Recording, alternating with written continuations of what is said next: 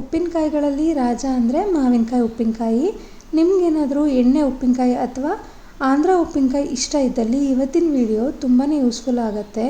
ಇವಾಗಂತೂ ಮಾವಿನಕಾಯಿ ಸೀಸನ್ನು, ಮಾರ್ಕೆಟ್ಗಳಲ್ಲಿ ಎಲ್ಲಿ ನೋಡಿದ್ರೂ ಹಚ್ಚ ಹಸಿರಾಗಿರೋ ಮಾವಿನಕಾಯಿ ಸಿಗುತ್ತೆ. ಈ ಥರ ಉಪ್ಪಿನಕಾಯಿನ ಒಂದು ಸಲ ಟ್ರೈ ಮಾಡಿ. ಈ ಉಪ್ಪಿನಕಾಯಿನ 1 ವರ್ಷ ತನಕ ಸ್ಟೋರ್ ಮಾಡಿಕೊಂಡ್ರೂ ಕೂಡ ಹಾಳಾಗೋದಿಲ್ಲ. ಹಾಗೆಯೇ ಈ ಉಪ್ಪಿನಕಾಯಿಗೆ ಯಾವ ಸಾಮಗ್ರಿನ ಯಾವ ಅಳತೆನಲ್ಲಿ ಹಾಕಬೇಕು ಅಂತ ನಾನು ಡೀಟೇಲಾಗಿ ತೋರಿಸ್ಕೊಟ್ಟಿದ್ದೀನಿ. ವಿಡಿಯೋನ ಎಲ್ಲೂ ಸ್ಕಿಪ್ ಮಾಡ್ದಿರ ನೋಡಿ. ಬನ್ನಿ ಲೇಟ್ ಮಾಡ್ದಿರೋ ವಿಡಿಯೋನ ಶುರು ಮಾಡೋಣ. ನಾನಿಲ್ಲಿ 3 kgಯಷ್ಟು ಹುಳಿ ಮಾವಿನಕಾಯಿನ ಬಳಸ್ಕೊಂಡಿದ್ದೀನಿ. ಇದ್ರ ಬದಲಾಗಿ ತೋತಾಪುರಿ ಮಾವಿನಕಾಯಿ ಕೂಡ ಬಳಸ್ಕೋಬೋದು. ಮಾವಿನಕಾಯಿ ಸೆಲೆಕ್ಟ್ ಮಾಡ್ಕೊಳ್ಬೇಕಾದ್ರೆ ಬಲ್ತಿರೋ ಮಾವಿನಕಾಯಿನೇ ಬಳಸ್ಕೊಳ್ಳಿ. ಎಳೆ ಮಾವಿನಕಾಯಲ್ಲಿ ಏನಾದರೂ ಉಪ್ಪಿನಕಾಯಿ ಮಾಡಿದ್ರೆ ಉಪ್ಪಿನಕಾಯಿ ಬೇಗ ಹಾಳಾಗಿಬಿಡುತ್ತೆ. ಹಾಗೆಯೇ ಮಾವಿನಕಾಯಿ ಪೆಟ್ಟು ಬಿದ್ದಿರಬಾರ್ದು, ಕೆಳಗಡೆ ಬಿದ್ದಿರಬಾರ್ದು. ಹಾಗೆಯೇ ಆವಿನ ಕಲ್ಲಿಂದು ಪೆಟ್ಟು ಆ ಥರ ಎಲ್ಲ ಬಿದ್ದಿರಬಾರ್ದು. ಆದಷ್ಟು ಚೆನ್ನಾಗಿರೋ ಮಾವಿನಕಾಯಿನ ತೊಗೊಂಡು ಚೆನ್ನಾಗಿ ವಾಶ್ ಮಾಡಿಕೊಂಡು ಈ ಥರ ಒಂದು ಬಟ್ಟೆ ತೊಗೊಂಡು ಸ್ವಲ್ಪನೂ ಕೂಡ ಒದ್ದೆ ಅಂಶ ಇರಬಾರ್ದು, ಅಷ್ಟು ಚೆನ್ನಾಗಿ ಒರೆಸ್ಕೋಬೇಕು. ಮಾವಿನಕಾಯಿನ ಕಟ್ ಮಾಡ್ಕೋಬೇಕಾದ್ರೂ ಕೂಡ ಅಷ್ಟೇ ಈ ತೊಟ್ಟನ್ನು ತೆಗ್ದು ಹಾಕಬೇಕು. ಇದರಲ್ಲಿ ಸ್ವಲ್ಪ ಅಂಟಿನಂಶ ಇರುತ್ತೆ, ಅದರಿಂದ ಕೂಡ ಉಪ್ಪಿನಕಾಯಿ ಹಾಳಾಗೋ ಚಾನ್ಸಸ್ ಇರುತ್ತೆ. ಹಾಗಾಗಿ ಆ ತೊಟ್ಟನ್ನು ತೆಗ್ದಾಕಿ ನಂತರ ಹೋಳುಗಳನ್ನು ಮಾಡ್ಕೋಬೇಕು. ನಾನಿಲ್ಲಿ ಸ್ವಲ್ಪ ದೊಡ್ಡ ಸೈಜಲ್ಲೇ ಹೋಳು ಮಾಡ್ಕೊಳ್ತಾ ಇದ್ದೀನಿ. ನಿಮಗೆ ಯಾವ ಸೈಜ್ ಬೇಕೋ ಆ ಸೈಜ್ ಮಾಡ್ಕೊಳ್ಳಿ. ಒಂದು ಮಾವಿನಕಾಯಿನಲ್ಲಿ ಸುಮಾರು ಒಂದು 16 ಹೋಳುಗಳು ಬರೋ ಥರ ಈ ಥರ ದೊಡ್ಡದಾಗಿ ಕಟ್ ಮಾಡಿ ಇಟ್ಕೊಳ್ತಾ ಇದ್ದೀನಿ. ನಾನಿಲ್ಲಿ ಮಾವಿನಕಾಯಿ ಓಟೆನ ಬಳಸ್ತಾ ಇಲ್ಲ. ನಿಮಗೇನಾದರೂ ಓಟೆ ಇಷ್ಟ ಇದ್ದಲ್ಲಿ ಅದನ್ನು ಕೂಡ ಸೇರಿಸ್ಕೋಬೋದು. ಹಾಗೆಯೇ ನಾನು ತೊಗೊಂಡಿರೋ 3 kg ಮಾವಿನಕಾಯಿನಲ್ಲಿ ಇಷ್ಟು ಹೋಳುಗಳು ರೆಡಿಯಾಗಿದೆ. ಇದನ್ನೆಲ್ಲ ಕಟ್ ಮಾಡಿದಾದ ನಂತರ ಗಾಳಿನಲ್ಲಿ ಆರಿಸ್ಕೋಬೇಕಾಗತ್ತೆ. ಹಾಗಾಗಿ ಒಂದು ಫ್ಯಾನ್ ಕೆಳಗಡೆ ಬಿಳಿ ಕಾಟನ್ ಪಂಚೆನ ಹಾಸಿದ್ದೀನಿ. ಅದ್ರ ಮೇಲ್ಗಡೆ ಈ ಹೋಳುಗಳನ್ನೆಲ್ಲ ಹರಡ್ಬಿಟ್ಟು ಸುಮಾರು ಒಂದು 2 ರಿಂದ 3 ತಾಸು ಹಾಗೇ ಬಿಡ್ತೀನಿ. ಯಾಕಂದರೆ ನಾವು ಹೋಳುಗಳನ್ನು ಕಟ್ ಮಾಡುವಾಗ ಸ್ವಲ್ಪ ನೀರಿನಂಶ ಇರುತ್ತೆ. ಹಾಗಾಗಿ ಅದೆಲ್ಲ ಸ್ವಲ್ಪ ಡ್ರೈ ಆಗೋ ತನಕ ಹಾಗೇ ಬಿಟ್ಬಿಟ್ಟು ಉಪ್ಪಿನಕಾಯಿನ ಹಾಕೋದು. ಆ ಹೋಳುಗಳು ಡ್ರೈ ಆಗೋ ಅಷ್ಟರಲ್ಲಿ ನಾವು ಇದಕ್ಕೆ ಬೇಕಿರೋ ಮಸಾಲೆನ ರೆಡಿ ಮಾಡ್ಕೊಳ್ಳೋಣ. ಮಸಾಲೆಗೆ ನಾನಿಲ್ಲಿ ಒಂದು 2 ಚಮಚದಷ್ಟು ಮೆಂತ್ಯ ಕಾಳನ್ನ ತೊಗೊಳ್ತಾ ಇದ್ದೀನಿ. ಈ ಕಾಳುಗಳನ್ನೆಲ್ಲ ಹುರಿಯುವಾಗ ಗ್ಯಾಸ್ ಫ್ಲೇಮು ಲೋನಲ್ಲೇ ಇರಲಿ. ಸುಮಾರು ಒಂದು 3 ರಿಂದ 4 ನಿಮಿಷ ಲೋ ಫ್ಲೇಮ್ನಲ್ಲೇ ಉರಿಬೇಕು. ಯಾವುದೇ ಕಾಳುಗಳು ಹೊತ್ತಬಾರ್ದು. ಇದರೊಟ್ಟಿಗೆ 1 ಚಮಚದಷ್ಟು ಜೀರಿಗೆ ಕೂಡ ಸೇರಿಸ್ಕೊಳ್ತಾ ಇದ್ದೀನಿ. ಈಗ ಇದೆಲ್ಲ ಚೆನ್ನಾಗಿ ಹುರಿದಾಗಿದೆ. ಒಂದು ಪ್ಲೇಟ್ಗೆ ಎತ್ತಿಟ್ಕೊಳ್ತಾ ಇದ್ದೀನಿ.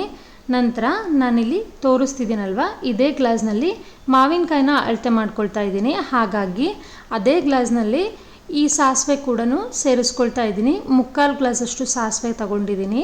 ನಿಮಗೆ 1 ಗ್ಲಾಸ್ ಪೂರ್ತಿ ಬೇಕಂದ್ರೂ ಹಾಕ್ಕೋಬೋದು. ಸಾಸಿವೆ ಜಾಸ್ತಿ ಹಾಕ್ಕೊಳ್ಳೋದ್ರಿಂದ ರುಚಿ ಚೆನ್ನಾಗಿರುತ್ತೆ, ಹಾಗೆಯೇ ಗೊಜ್ಜು ಹೆಚ್ಚಾಗತ್ತೆ. ಸಾಸಿವೆ ಕೂಡ ಚೆನ್ನಾಗಿ ಹುರಿದಿದೆ. ಗ್ಯಾಸ್ ಫ್ಲೇಮ್ನ ಆಫ್ ಮಾಡ್ಕೊಳ್ತಾ ಇದ್ದೀನಿ. ಹಾಗೆಯೇ ಹುರಿದಿಟ್ಕೊಂಡಿದ್ದಂತಹ ಮೆಂತ್ಯ ಜೀರಿಗೆ ಕೂಡ ತಣ್ಣಗಾಗಿದೆ. ಅದನ್ನು ಮಿಕ್ಸಿ ಜಾರ್ಗೆ ಹಾಕ್ಕೊಂಡು ಸ್ವಲ್ಪ ತರ್ತರಿಯಾಗಿ ಪುಡಿ ಮಾಡ್ಕೊಳ್ತಾ ಇದ್ದೀನಿ. ಇದಾದ ನಂತರ ಹುರಿದಿಟ್ಕೊಂಡಿದ್ದಂತಹ ಸಾಸಿವೆನೂ ಕೂಡ ಸೇರಿಸ್ಕೊಂಡು ತರ್ತರಿಯಾಗಿ ಪುಡಿ ಮಾಡ್ಕೊಳ್ತಾ ಇದ್ದೀನಿ. ಆದಷ್ಟು ತರ್ತರಿಯಾಗಿಯೇ ಇರಲಿ, ತುಂಬ ನೈಸ್ ಆಗೋದು ಬೇಡ. ಹಾಗೆಯೇ ಉಪ್ಪಿನಕಾಯಿಗೆ ಬೇಕಿರೋಂಥ ಎಣ್ಣೆ ಕೂಡ ಬಿಸಿ ಮಾಡಲಿಕ್ಕೆ ಇಟ್ಟಿದ್ದೀನಿ.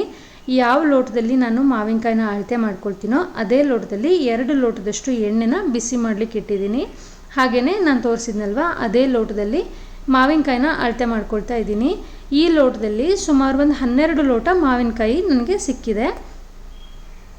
ನಿಮ್ಮ ಹತ್ರ ಯಾವ ಲೋಟ ಬಟ್ಲಿದೆ ಅದರಲ್ಲೇ ಅಳತೆ ಮಾಡ್ಕೋಬೋದು. ಈ ಮಾವಿನಕಾಯಿಗಳನ್ನೆಲ್ಲ ಅಳತೆ ಮಾಡ್ಕೊಂಡ ನಂತರ ನಾವು ಮಾಡಿಟ್ಕೊಂಡಿದ್ದಂತಹ ಸಾಸಿವೆ ಮೆಂತ್ಯ ಪುಡಿ ಕೂಡ ಸೇರಿಸ್ಕೊಳ್ಳೋಣ.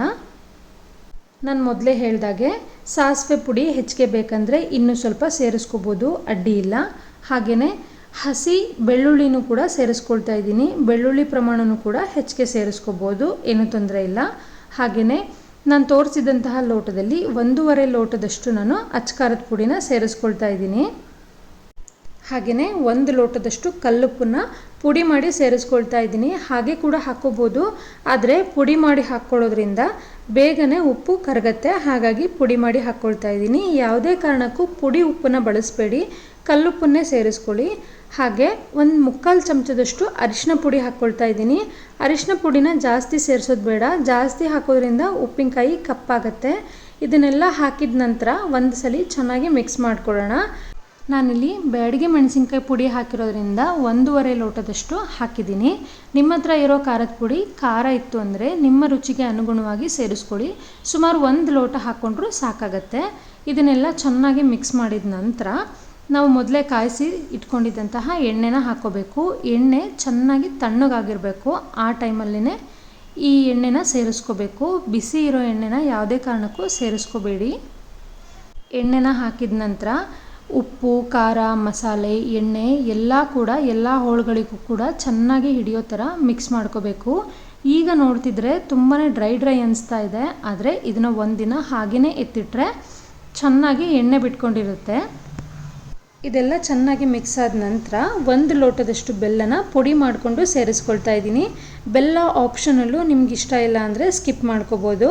ಇದನ್ನು ಹಾಕಿದ ನಂತರ ಮತ್ತೊಂದು ಸಲ ಚೆನ್ನಾಗಿ ಮಿಕ್ಸ್ ಮಾಡಿಬಿಟ್ಟು ಒಂದು ಪ್ಲೇಟ್ ಮುಚ್ಚಿಬಿಟ್ಟು ಅದ್ರ ಮೇಲ್ಗಡೆ ಒಂದು ಬಟ್ಟೆ ಕಟ್ಬಿಟ್ಟು ಒಂದಿನ ಪೂರ್ತಿ ಹಾಗೇ ಬಿಡ್ತೀನಿ. ನಾನು ತೊಗೊಂಡಿರೋದು 3 kg ಮಾವಿನಕಾಯಿ ಆದರೂ ಕೂಡ ಓಟೆ ಎಲ್ಲ ತೆಗೆದುಬಿಟ್ಟು ಓಡ್ ಸಿಕ್ಕಿದ್ದು 2 kg ಮಾತ್ರ. ನಾನು ತೋರಿಸಿರೋ ಪ್ರಮಾಣದಲ್ಲಿ ಎಲ್ಲ ಸಾಮಗ್ರಿಗಳನ್ನು ಸೇರಿಸ್ಕೊಂಡ್ರೆ 2 kg ಹೋಳಿಗೆ ಸಾಕಾಗತ್ತೆ. ಇದನ್ನೆಲ್ಲ ಚೆನ್ನಾಗಿ ಮಿಕ್ಸ್ ಆಗಿದೆ. ಇದನ್ನು ಒಂದು 2 ರಿಂದ 3 ದಿನಗಳ ಕಾಲ ಡೈಲಿ ಮಿಕ್ಸ್ ಮಾಡಬೇಕಾಗತ್ತೆ. ಹಾಗಾಗಿ ನಾನು ಇದೇ ಪಾತ್ರೆಯಲ್ಲೇ ಒಂದು ಪ್ಲೇಟ್ ಮುಚ್ಚಿಬಿಟ್ಟು ಬಟ್ಟೆ ಕಟ್ಬಿಟ್ಟು ಹಾಗೆ ಇಟ್ಟಿರ್ತೀನಿ. ಈ ಉಪ್ಪಿನಕಾಯಿನ ಬಿಸಿಲಲ್ಲಿ ಇಡೋ ಅವಶ್ಯಕತೆ ಏನಿಲ್ಲ, ಹಾಗೆಯೇ ಇಡ್ಬೋದು. ಹಾಗೆ ನಾವು ಬಳಸೋವಂಥ ಪಾತ್ರೆ, ಚಮಚ ಯಾವುದೇ ಆಗಿರ್ಬೋದು, ಸ್ವಲ್ಪನೂ ಕೂಡ ಒದ್ದೆ ಇರಬಾರ್ದು. ಸ್ವಲ್ಪ ಒದ್ದೆ ಇದ್ದರೂ ಕೂಡ ಇಡೀ ಉಪ್ಪಿನಕಾಯಿ ಹಾಳಾಗಿಬಿಡುತ್ತೆ. ನಾನಿಲ್ಲಿ ಬಳಸಿರುವಂಥ ಪಾತ್ರೆ ಹಾಗೆ ಸ್ಪೂನು 2 ಕೂಡ ಸ್ಟೀಲ್ದಾಗಿದೆ. ಇದ್ರ ಬದಲಾಗಿ ಪ್ಲಾಸ್ಟಿಕ್ ಟಬ್ಬು ಹಾಗೆ ವುಡನ್ ಸ್ಪೂನ್ ಬಳಸ್ಕೊಂಡ್ರೆ ತುಂಬಾ ಉತ್ತಮ. ಹಾಗೆ ಸ್ಟೋರ್ ಮಾಡ್ಕೊಳ್ಲಿಕ್ಕೂ ಕೂಡ ಪ್ಲಾಸ್ಟಿಕ್ ಬಾಕ್ಸ್ ಅಥವಾ ಗ್ಲಾಸ್ ಜಾರಲ್ಲಿ ಹಾಕ್ಕೊಳ್ಳಿ. ಇಲ್ಲಾಂದರೆ ಪಿಂಗಾಣಿದು ಉಪ್ಪಿನಕಾಯಿ ಜಾಡಿ ಬರುತ್ತಲ್ವ, ಅದರಲ್ಲಿ ಸ್ಟೋರ್ ಮಾಡ್ಕೊಳ್ಳಿ. ಯಾವುದೇ ಕಾರಣಕ್ಕೂ ಸ್ಟೀಲ್ ಬಾಕ್ಸಲ್ಲಿ ಹಾಕಬೇಡಿ. ಸ್ಟೀಲ್ ಜೊತೆ ಉಪ್ಪಿನಕಾಯಿ ರಿಯಾಕ್ಟ್ ಆಗಿಬಿಟ್ಟು ಹಾಳಾಗತ್ತೆ. ಇದು ಮರುದಿನ ಬೆಳಗ್ಗೆ ನೋಡ್ತಿರ್ಬೋದು ಚೆನ್ನಾಗಿ ಎಣ್ಣೆ ಬಿಟ್ಕೊಂಡಿದೆ, ಉಪ್ಪಿನಕಾಯಿ ರೆಡಿಯಾಗಿದೆ. ಇದೇ ಥರ ಒಂದು 2 ರಿಂದ 3 ದಿನ ಚೆನ್ನಾಗಿ ಮಿಕ್ಸ್ ಮಾಡಿ ನಂತರ ಒಂದು ಬಾಕ್ಸಲ್ಲಿ ಹಾಕ್ಕೊಂಡು ಸ್ಟೋರ್ ಮಾಡ್ಕೋಬೋದು. ಇದನ್ನು ಹೊರಗಡೆ ಹಾಗೇ ಇಡ್ಬೋದು, ಇಲ್ಲ ಫ್ರಿಜ್ಜಲ್ಲಿ ಇಡೋದಿದ್ರೆ ಒಂದು 15 ದಿನ ಆದಮೇಲೆ ಇಟ್ಕೋಬೋದು. ಫ್ರಿಜ್ಜಲ್ಲಿ ಇಡೋದ್ರಿಂದ ಈ ಹೋಳುಗಳು ಗಟ್ಟಿಯಾಗಿಯೇ ಇರುತ್ತೆ, ಹಾಗೆ ಫ್ರೆಶ್ ಆಗಿರುತ್ತೆ, ಕಲರ್ ಕೂಡ ಚೇಂಜ್ ಆಗಲ್ಲ.